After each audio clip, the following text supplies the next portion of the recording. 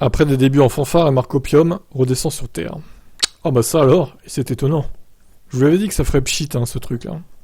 La fameuse sportive hydrogène, à quelques heures du Blue Monday 2023, l'euphorie des annonces de l'année dernière a laissé la place à une réalité moins flamboyante. D'après les Échos, Opium, visant notamment une restructuration, et peinera actuellement à trouver des financements. La nouvelle marque ferait face à des frais de fonctionnement très élevés et avouerait des pertes importantes sur l'année 2022. Elle aurait également brûlé l'essentiel de cette trésorerie et peinerait même à verser les salaires et payer les fournisseurs. Toujours d'après les Échos, Opium se prépare à tailler dans ses effectifs. On parle de 60 départs au sein d'une équipe qui comprenait 130 personnes. Ouais, donc quasiment la moitié, quoi, en fait. La version de série de la machine à vision, cette superbe berline à hydrogène, doit parier en 2025.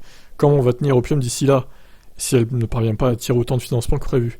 Grâce à son expertise dans la pile à combustible et ses nombreux brevets déposés, elle pourra engranger des revenus en commercialisant sa technologie auprès de sociétés tierces. D'après une source citée par les Échos, la récente réorganisation de l'équipe dirigeante viserait précisément à préparer la commercialisation de ces brevets.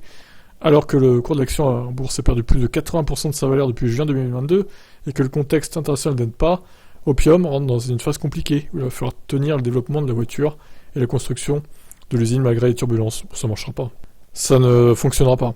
Au-delà du plan de 7 milliards d'euros du gouvernement destiné à construire un véritable réseau de stations d'hydrogène en France, il reste aussi à faire preuve de cohérence de ces technologies à côté de celles nettement plus avancées des voitures électriques à batterie, mais également à valider les sources de production durable du dit hydrogène.